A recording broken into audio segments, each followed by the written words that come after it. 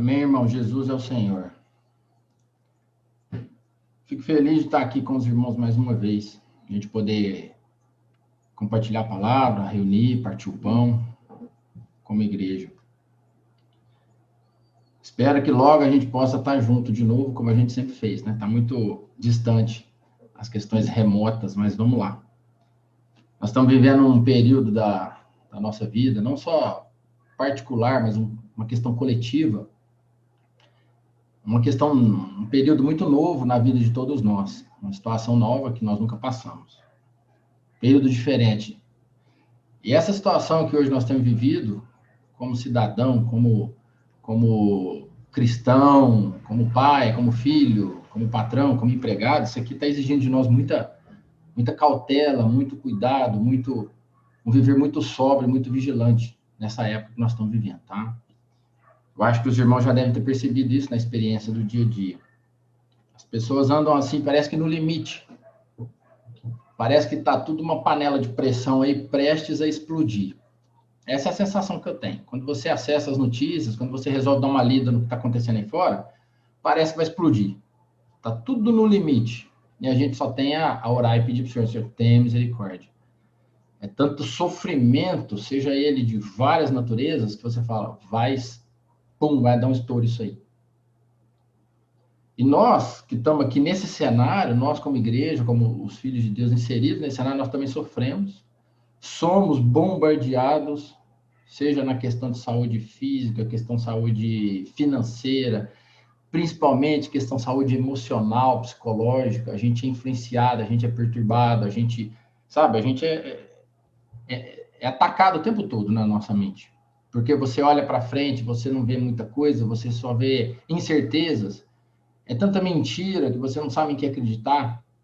Você não sabe mais o que é ciência, você não sabe mais o que é política. É isso, você fica entregue assim, o que vai acontecer, né? O que vai ser? Então, isso gera angústia, isso gera depressão, isso gera ansiedade, pânico, tudo quanto é coisa ruim na mente do ser humano gera. E nós, os filhos de Deus, também somos influenciados por isso. Mas eu quero compartilhar com os irmãos que há uma diferença entre nós e o resto, entre nós e o mundo.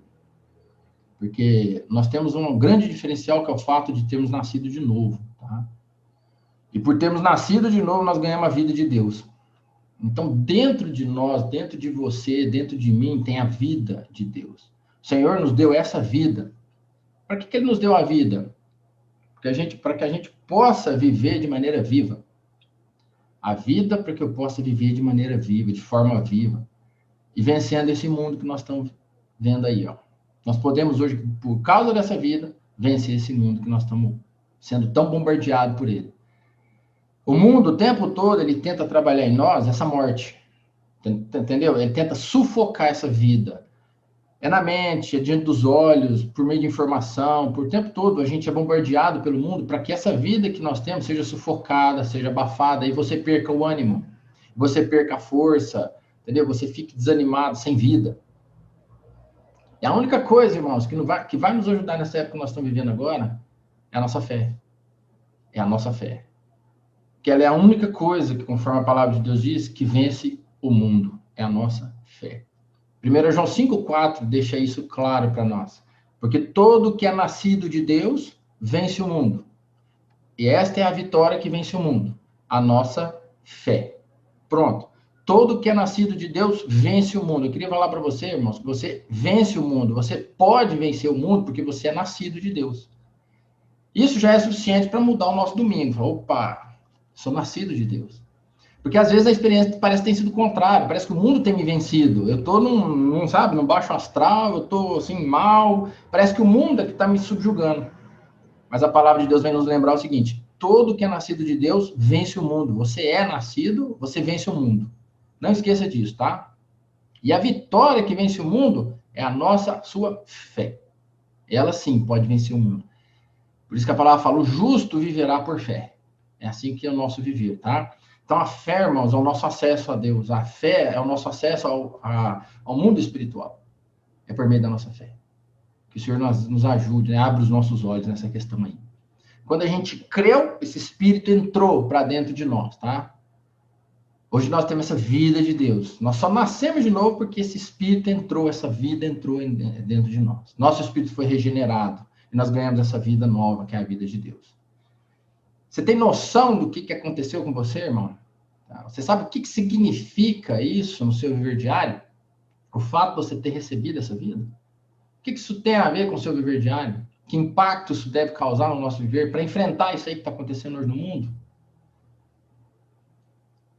Hoje, irmãos, nós temos acesso a essa vida de Deus, a essa natureza de Deus. Hoje nós temos acesso ao trono de Deus, graças a essa vida. Nós temos acesso à misericórdia de Deus, nós temos acesso à graça de Deus, porque esse caminho foi aberto e nós recebemos essa vida de novo. Tá? Fique você sabendo que nada do que está acontecendo com você está desapercebido do Senhor. Nada. Não tem nada oculto aos olhos de Deus. Tudo que você está passando, tudo que você tem vivido, experiência ruim, experiência de desespero, experiência de pânico, experiência de agora danou tudo, agora acabou tudo, agora eu não sei o que vai acontecer. Tudo isso não está desapercebido aos olhos do Senhor. Tudo isso é do conhecimento do Senhor. O Senhor tem conhecimento de cada detalhe do que você está passando. Tá? Não fique pensando, o Senhor não preocupa comigo, o Senhor me largou, o Senhor, será que o Senhor está olhando para mim? Não acredite nisso. Isso são mentiras que vão ser jogadas sobre a sua mente. São dardos inflamados do inimigo para te fazer descrer, para te fazer ficar incrédulo e para te fazer cair. Tá? Tudo o que acontece conosco é de conhecimento do Pai. Tudo isso que está acontecendo no mundo é de conhecimento do Senhor. Nada pega o Pai de surpresa. Tá? Nós pode até ser, mas o Pai, nada pega ele de surpresa. Então, fique sabendo uma coisa, o Pai sabe do que você está passando. O Senhor sabe do que você e eu, nós estamos passando. E isso para nós, irmão, já tem que ser o suficiente. O Pai sabe. Ou seja, o Pai sabe. O Pai conhece. Quando você vê naquela passagem de Êxodo 3:7, quando o Senhor está ali conversando com Moisés, falando para Moisés do que ele ia fazer, eu vou te levar para o Egito e tal, você vai tirar o meu povo de lá e vai acontecer isso e isso. O Senhor começa falando assim para Moisés: disse ainda o Senhor, certamente vi a aflição do meu povo que está no Egito, e ouvi o seu clamor por causa dos seus exatores. Conheço-lhe o sofrimento. Então, o Senhor, ali naquela conversa com Moisés, ele falou para ele: eu vi a aflição, eu ouvi o seu clamor, eu conheço-lhe o sofrimento. É isso que fez Deus agir. Deus chamou Moisés, providenciou tudo aquilo, né, que os irmãos já conhecem na palavra, porque ele viu, ouviu e conhece. Hoje não é diferente, irmãos. Porque nós, como igreja, como cidadão, o que nós estamos passando, o que nós estamos vivendo, o Senhor vê. O Senhor ouve a oração. Hoje haverá oração. O Senhor vai ouvir essa oração. O Senhor está ouvindo as orações. E, acima de tudo, Ele está conhecendo. Ele sabe de tudo. Conhece o sofrimento. Ele conhece o que está lá no seu coração, lá dentro do seu íntimo. Ele conhece o que você está passando. Talvez você não consiga nem expressar isso quando você vai orar. Tamanha angústia, tamanha fadiga, tamanho desespero, tamanha situação de angústia que você esteja vivendo, talvez você não consiga colocar isso em palavras, mas o Senhor conhece. Porque o Espírito, ele perscruta, ele sonda, ele vai lá dentro. Então o Pai sabe. O Pai vê, o Pai ouve, o Pai conhece o que você está passando. Isso basta, irmãos. O fato do Senhor ter conhecimento basta para o nosso descanso. Tem uma outra passagem, você vê também como o Senhor é misericordioso e cuida de nós.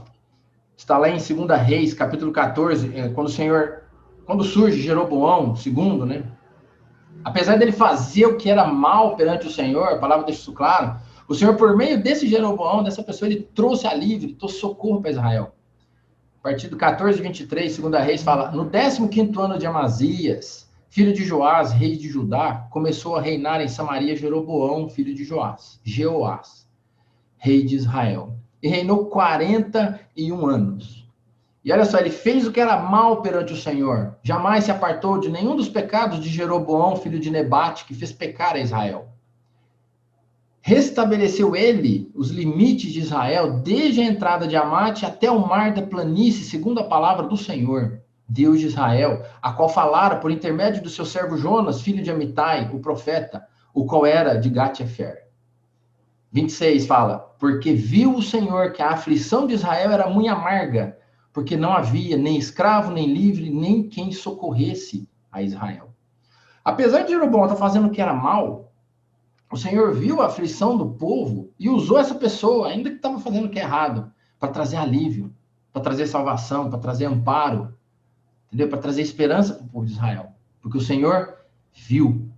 Então, irmãos, quando você olha a palavra de Deus, ela é cheia de exemplos onde o Senhor vê a situação do seu povo e intercede.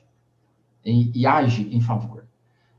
Tá? Então, o Senhor é aquele que conhece o sofrimento do seu povo e está sempre cuidando de cada um de nós. Tá? Não há nada desapercebido, entendeu? Nós não estamos aí entregue à nossa própria sorte, ao destino, vai, né? Fica aí, se vira. Não, isso não existe com o povo de Deus, tá, irmãos? Creia nisso. Você não está entregue assim, ó, tá, se vira aí. Não, o Senhor está cuidando de cada detalhe do seu viver, de cada detalhe do nosso viver. 2 Timóteo 2,19, está escrito assim, ó. Entretanto, o firme fundamento de Deus permanece, tendo este selo: o Senhor conhece os que lhe pertencem. E mais, aparte-se da injustiça todo aquele que professa o nome do Senhor. Aparte-se da injustiça todo aquele que professa o nome do Senhor. Olha só, irmãos. Entretanto, o firme fundamento de Deus permanece, tendo este selo. O firme fundamento do Senhor permanece.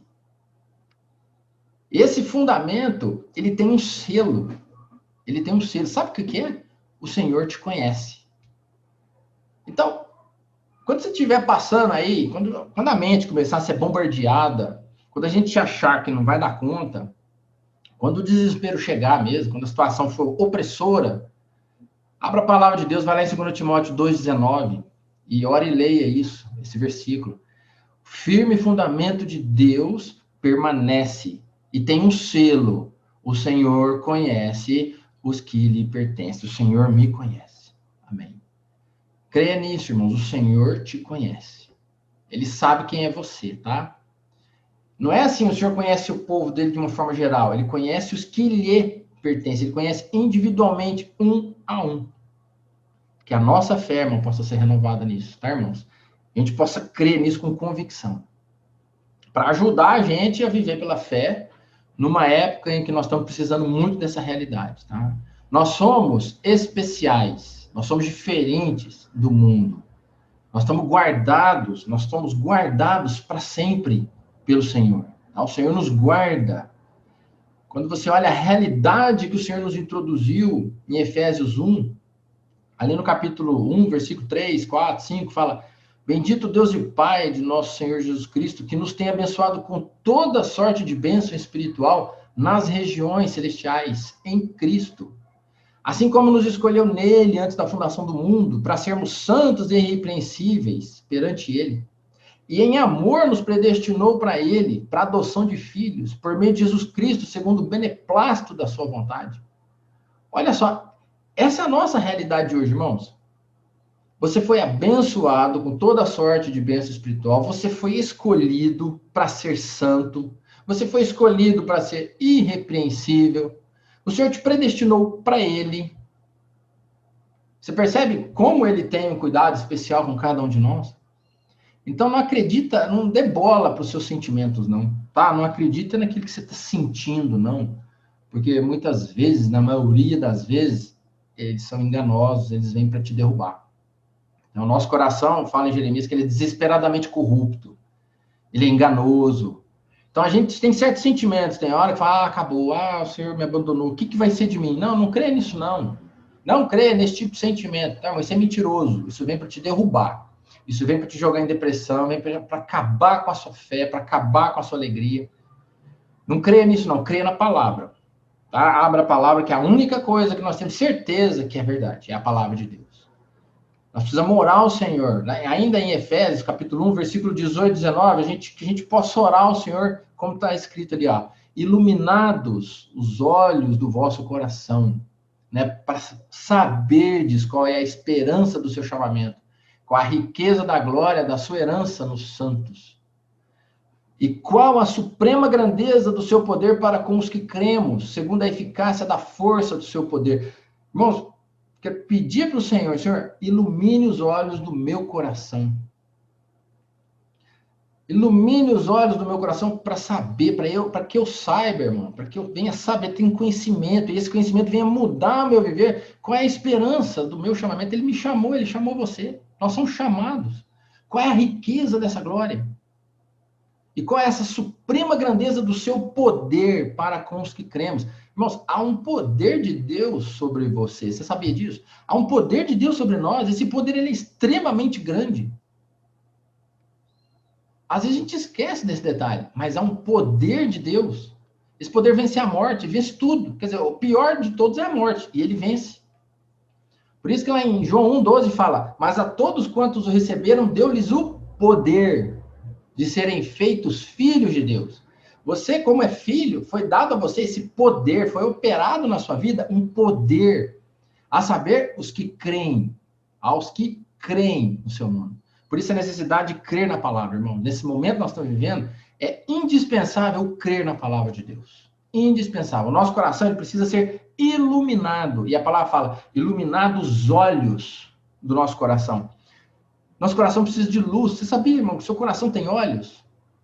A palavra fala aí que a gente está lendo, tem olhos. O nosso coração ele tem olhos. E esses olhos, eles precisam de iluminação, eles precisam de luz. Tem, às vezes, é colocado um véu sobre esses olhos do nosso coração e a gente não vê mais nada. Entendeu? E às vezes falta para nós realidade do que é o que o Senhor fez conosco.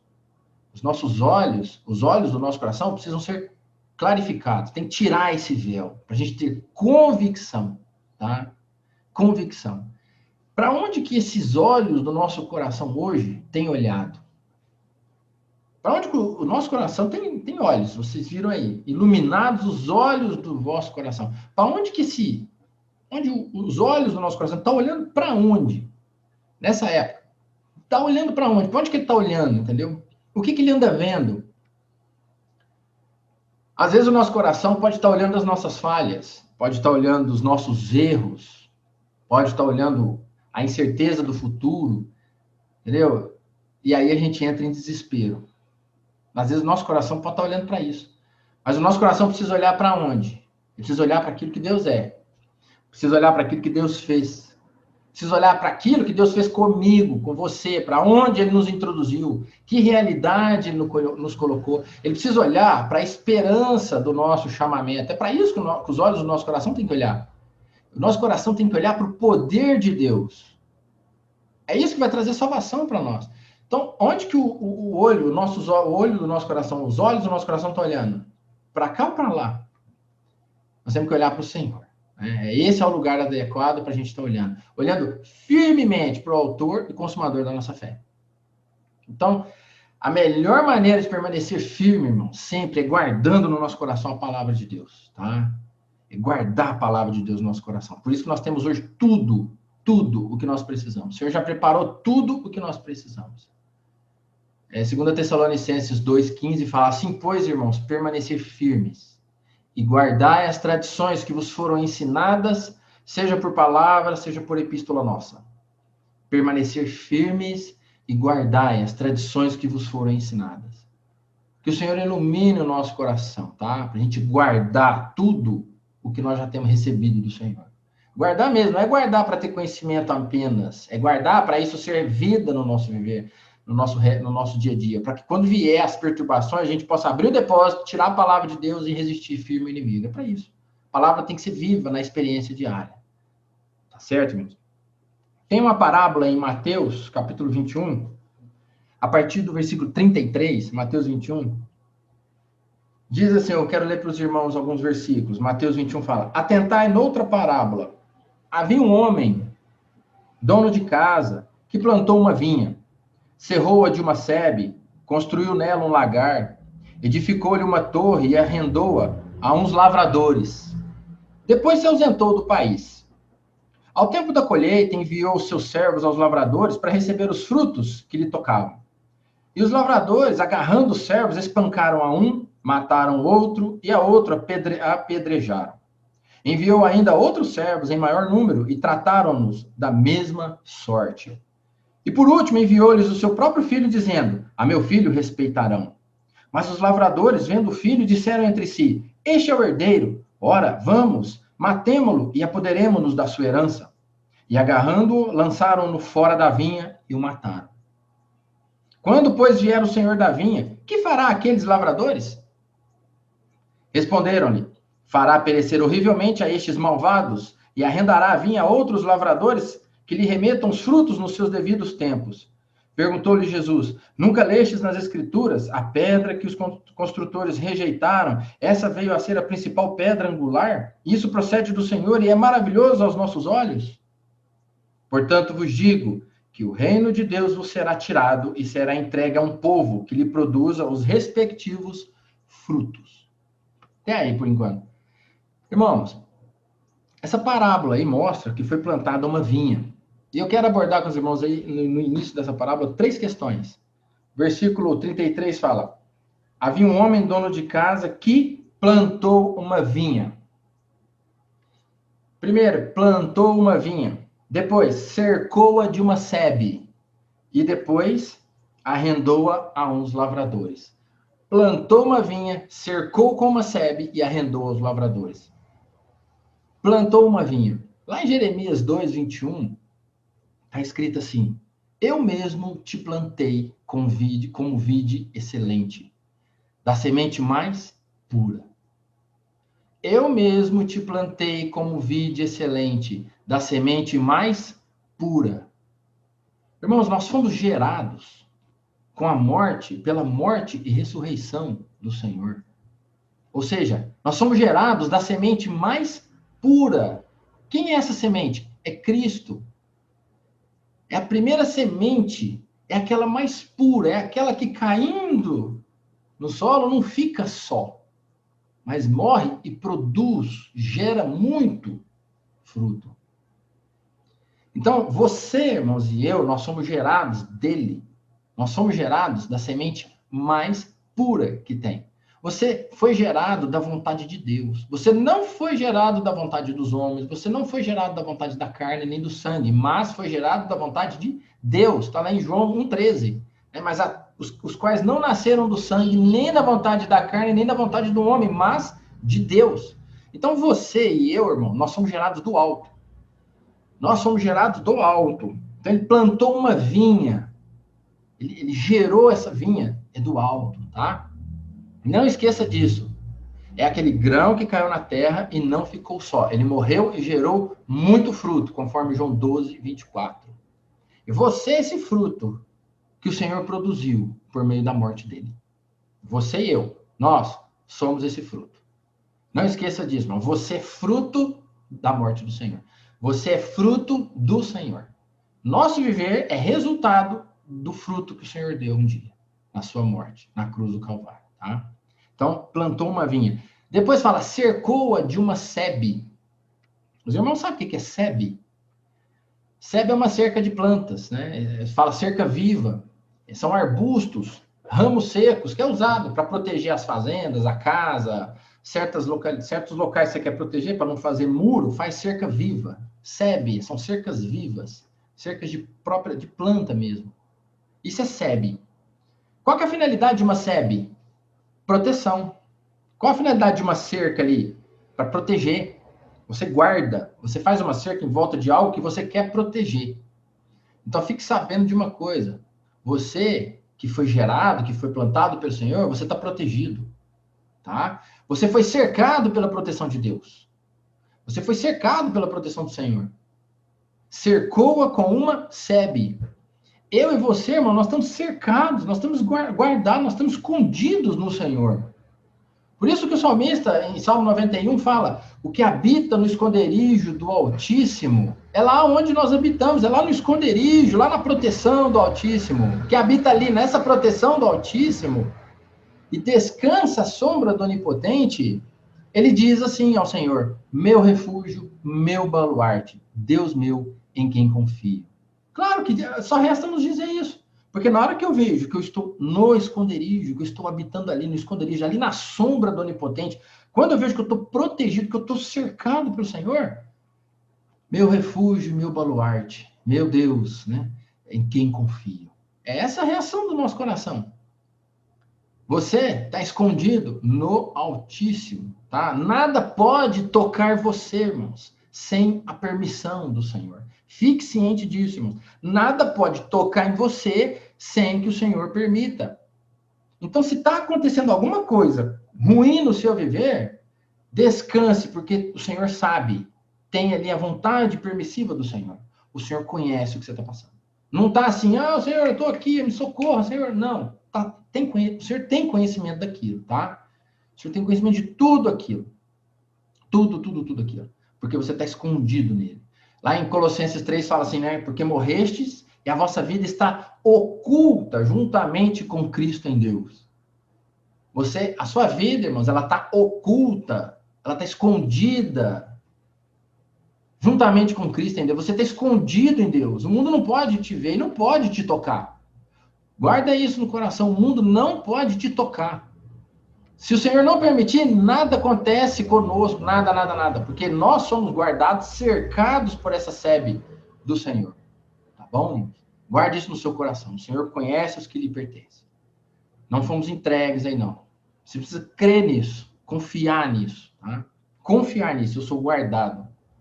Quando você olha aquele diálogo ali de Jó e de Deus e Satanás no livro de Jó, lá no comecinho Deus fala assim, viu, meu servo Jó, homem íntegro, reto, temente a Deus, a parte do mal e tal. O que Satanás fala para Deus em Jó, capítulo 1, versículo 10? Satanás vira para ele, olha, claro, acaso, olha só o que Satanás fala para Deus, acaso não o cercaste com sebe, a ele, a sua casa e tudo quanto ele tem? Satanás falou assim, claro, você não cercou ele com uma sebe?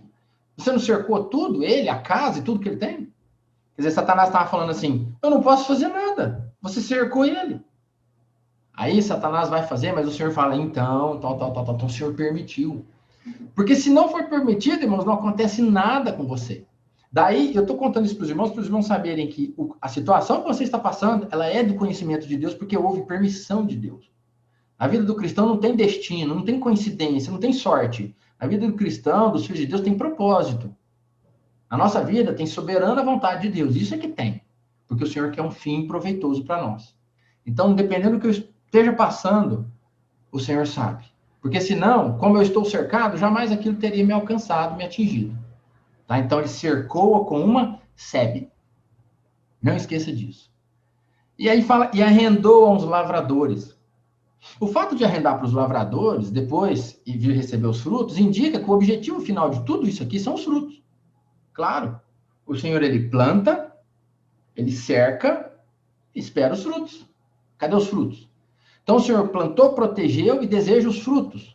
Você percebe, irmãos, que todo o ambiente foi já preparado antes para que hajam os frutos?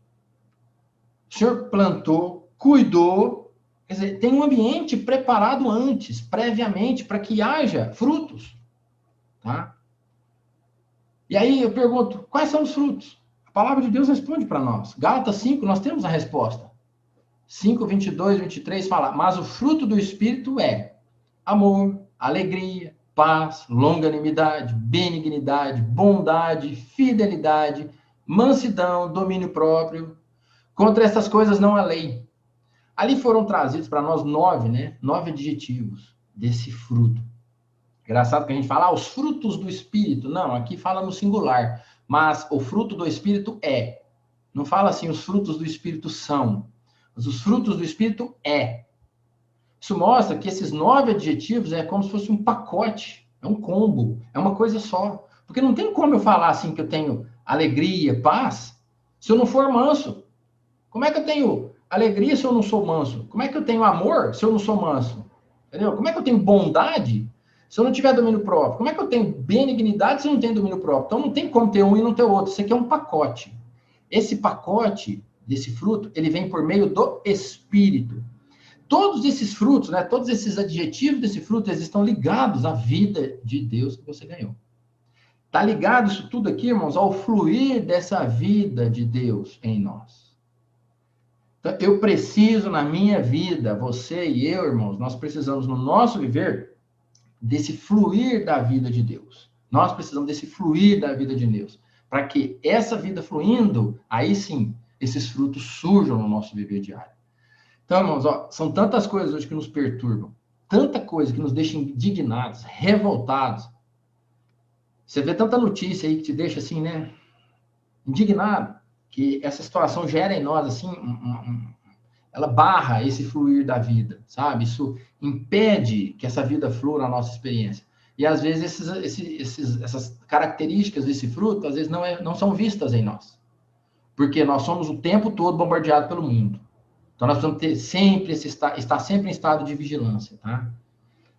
Porque a melhor maneira aqui de dar esse fruto, de que esses frutos sejam vistos em nós, irmãos, está em João 15.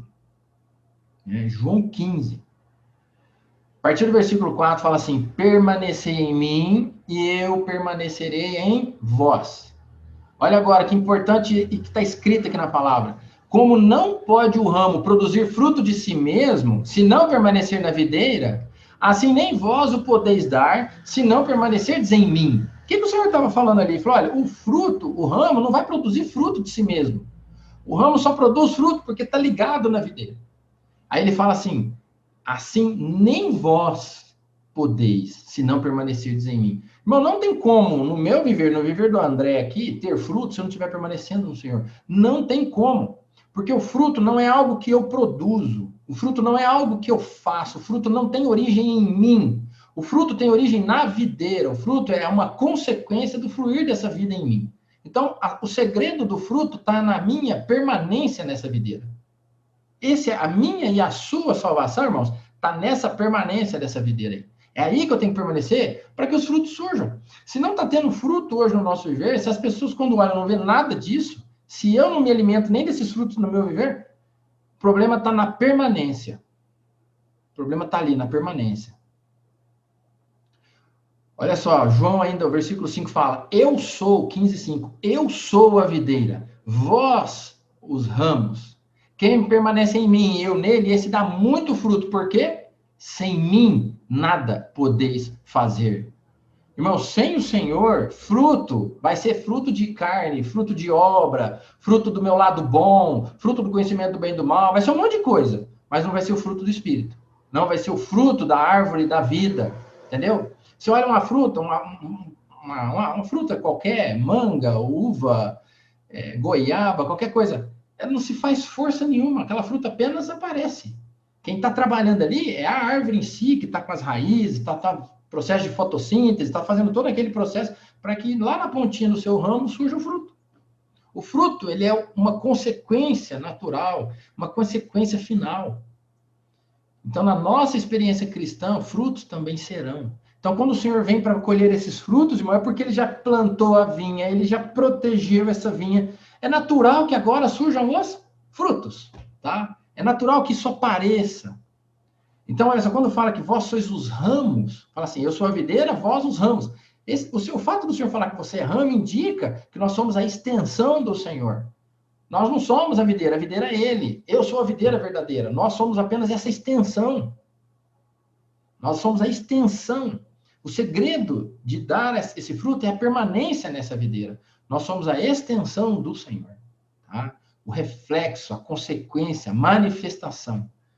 Por isso nós precisamos permanecer constantemente ali na comunhão com o Senhor. Todo dia, irmãos, separa um momento para ler a palavra, para ter um momento de comunhão com Deus.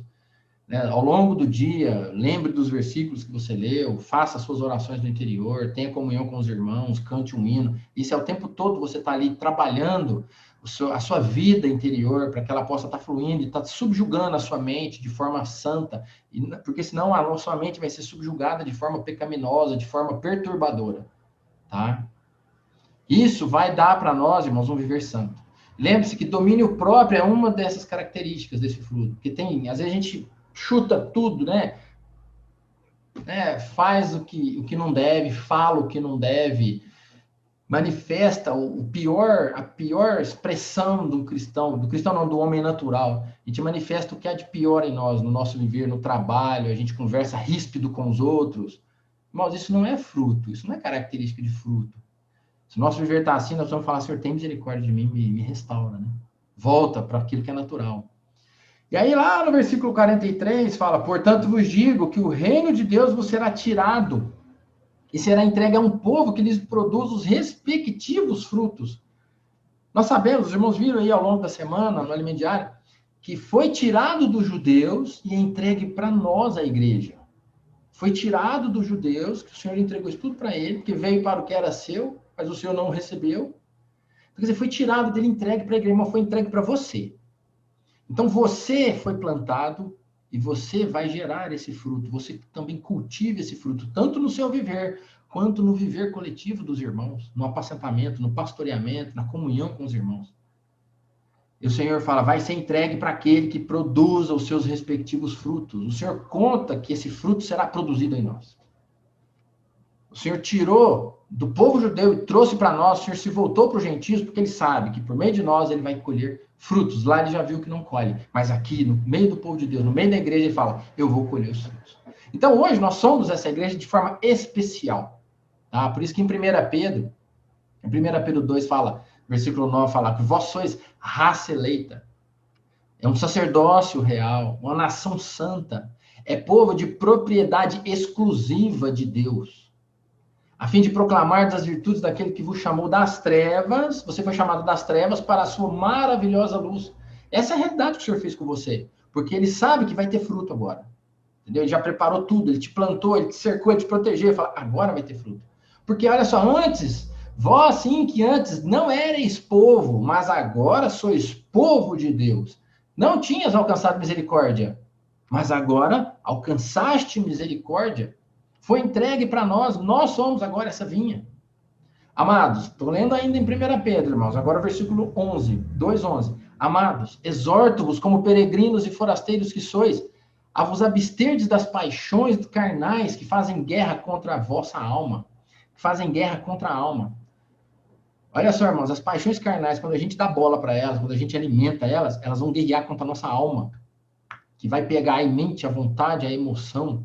Ela vai perturbar nosso ser, que a alma é o carro-chefe do nosso ser na questão das emoções. Então, nós temos que procurar o Senhor me ajuda a abster disso que não presta, porque isso me perturba.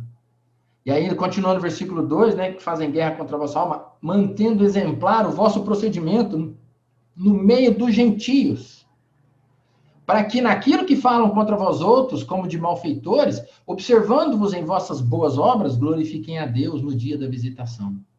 Olha só, mantendo exemplar o vosso procedimento no meio dos gentios. Nosso proceder aqui hoje, irmãos, diante dos outros, é essencial, é importante. As pessoas estão tão desesperadas, às vezes vai um outro lá no escritório, assim, que começa a conversar, as pessoas falam, não sei o que vai ser, não sei o que vai acontecer. As pessoas ficam assim, realmente ninguém sabe. Às vezes nem a gente sabe. Do mundo das questões humanas, o que vai acontecer? Não sei. Mas quando você para e dá uma palavra de esperança, traz a conversa para a esfera celestial, as pessoas olham e falam, é verdade, é isso mesmo. É isso aí mesmo, a nossa esperança é o Senhor mesmo, é Deus mesmo. Você vê que as pessoas aqui na Terra não tem mais onde se agarrar. Acabou tudo quanto é firmeza aqui, não tem mais nada. O nosso porto seguro agora ficou no alto, ficou só o Senhor. Quando a gente conversa, aí as pessoas falam, é verdade, você vê que as pessoas estão morrendo ali de angústia. Esse procedimento diante dos gentios, a palavra fala, tem que manter ele de forma exemplar. E facilmente a gente escandaliza o nome do Senhor. Facilmente, tá? Nós, como cristãos, qual é a nossa natureza? Qual é a natureza dessa vida que nós ganhamos? É amor, alegria, paz, longanimidade. São aqueles frutos. É benignidade, é bondade, fidelidade, é mansidão, domínio próprio. Essas são as características da nossa vida como filho de Deus. Entendeu? A natureza, essa vida que nós ganhamos, por exemplo, nós vivemos no mundo, mas nós não vivemos para o mundo. Tá? Essa vida em nós, apesar de eu estar vivendo no mundo, ela me salva para que eu não viva para o mundo. Entendeu? Esse bom procedimento, a palavra nos exorta. Tá? Os incrédulos, irmãos, quando falarem mal de nós, de você, de mim, seja por inveja, por discriminação ou perseguição que for, qualquer coisa, se falarem mal de nós, que eles não tenham razão nessas acusações que falam contra nós. Tá? Para que no dia do julgamento o Senhor seja glorificado. Está em 2 Tessalonicenses, capítulo 1, versículo 10, fala assim, ó, quando vier para ser glorificado nos seus santos e ser admirado em todos os que creram naquele dia, porquanto foi crido entre vós o nosso testemunho. Então, olha bem, irmãos, a palavra fala, quando vier para ser glorificado nos seus santos e ser admirado em todos os que creem. O Senhor um dia será glorificado no seu viver, naquele dia ele será glorificado e será admirado. Por que não isso agora então, né, irmãos? Por que que hoje o Senhor não pode ser glorificado e admirado no nosso viver? Isso é fruto, irmão. Isso é dar fruto. É quando a pessoa olhar para você e ver Deus. O Senhor ser glorificado, as pessoas olham para você e admira Deus. Não é admirar você, não. Ela admira Deus. Ela olha e fala, puxa, isso vai acontecer um dia, mas eu quero que isso aconteça hoje também. Isso vai trazer expressão, vida cristã com expressão. Igreja, tendo essa expressão, ó, vai ser uma igreja com expressão e viva, tá? O fato do Senhor ter tirado isso dos judeus, entregue isso para os gentios, não indica que o Senhor abandonou os judeus, a nação de Israel, de forma completa. Os irmãos viram aí durante a semana. Não, não foi abandonada, tá? Não foi abandonada. Em breve o Senhor vai voltar a tratar com essa nação. Ele vai voltar a tratar com Israel. Por isso nós precisamos estar sempre atentos ao que acontece, literalmente, lá com Israel. A palavra de Deus, na palavra de Deus, Israel é tipificado pela figueira. Essa figueira, na palavra de Deus, ela tipifica Israel. Tá? Não estou falando aqui da vinha, da videira, não. Estou falando da figueira. Ela tipifica. E se você olhar em Mateus 21, 19, ela foi amaldiçoada. Quando o Senhor vai lá pegar fruto e não acha nada, vendo uma figueira à beira do caminho, aproximou-se dela, não tendo achado senão folhas, disse-lhe, nunca mais nasça fruto de ti. E a figueira secou imediatamente. Então, você vê que o Senhor deu uma parada, parou no tratamento com Israel, veio agora para nós, a igreja, nós estamos hoje nesse período, o Senhor está cuidando de cada um de nós, mas logo, logo, o Senhor vai voltar a tratar com Israel de novo, que vai ser aquela última semana de Daniel, capítulo 9. A última semana o Senhor vai voltar a tratar com eles. Então, é importante nós conhecermos o que acontece com essa nação, para que a gente tenha esse termômetro, tá? É uma nação que foi, os irmãos viram aí ao longo da semana, desde o general Tito, que destruiu lá Jerusalém no ano 70, elas foi destruídas, sumiram por aí, dispersos pelo mundo, até 14 de maio de 1948, quando as Nações Unidas ali estabeleceu de volta o Estado de Israel. Quanto tempo isso? Quanto tempo? E ao mesmo tempo agora tão próximo de nós, né? Isso tem 73 anos, se eu não estou errado, 72, 73 anos de lá para cá, até é recente isso. E olha, irmãos, se você olhar a história, se você ler um pouco de história, a partir de 48 mesmo, logo que foi estabelecida essa nação, já começou a ser perturbada novamente.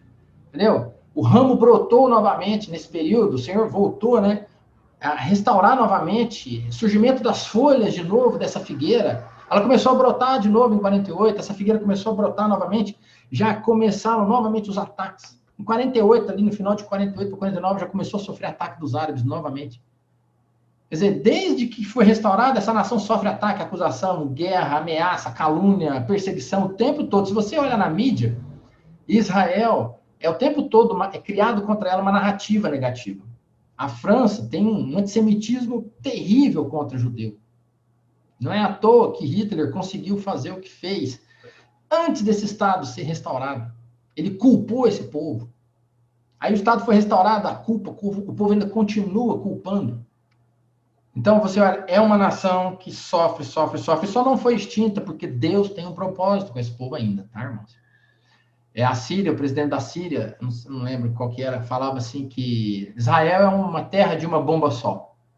Quer dizer, vamos acabar com isso. É tão pequenininha que uma bomba grande ali detona tudo, acaba com tudo. Mas por que nunca fizeram? Porque o Senhor é que protege. Por quê? Porque o Senhor vai usar de novo essa nação no final dos tempos para trazer toda a sua vontade, fazer todo cumprir o seu propósito, tá?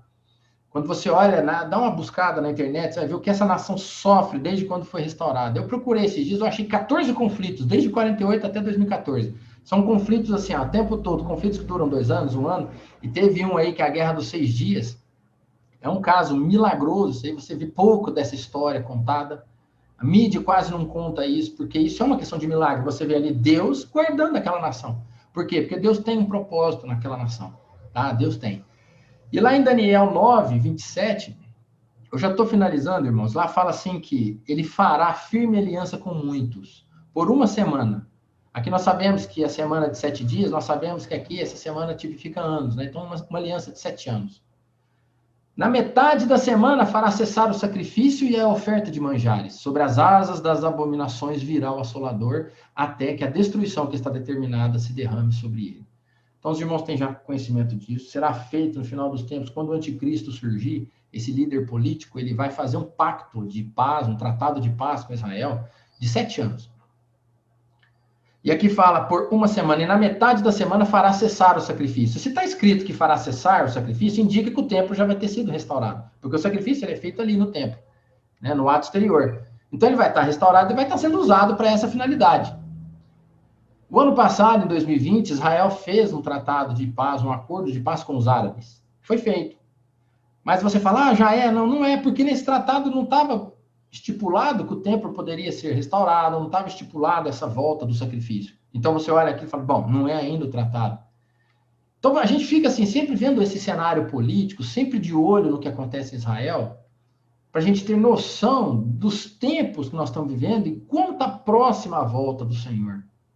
Fala, o Senhor cuidou da igreja, ele plantou, ele nos cercou, ele está dando todo o ambiente para a gente produzir fruto, porque logo, logo ele vai vir buscar, ele vai vir colher, ele vai vir nos levar de volta para ele, nós vamos ser levados de volta para casa. E hoje eu olho sempre para esse termômetro, que é a nação de Israel.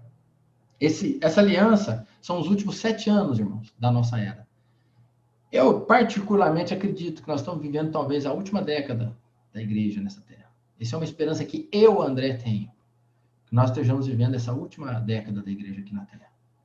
Isso tem que mexer conosco, isso tem que produzir em nós uma reação, isso tem que produzir em nós um desejo de preparo, sabe? Senhor, me prepara, Senhor, eu quero estar assim, em comunhão com o Senhor mesmo, ligado no Senhor, porque se eu tenho esse sentimento de que está aí, nós estamos no finalzinho, eu não quero estar errado, eu espero estar certo nisso, de que nós estamos vivendo o último período, a última década, o último tempo.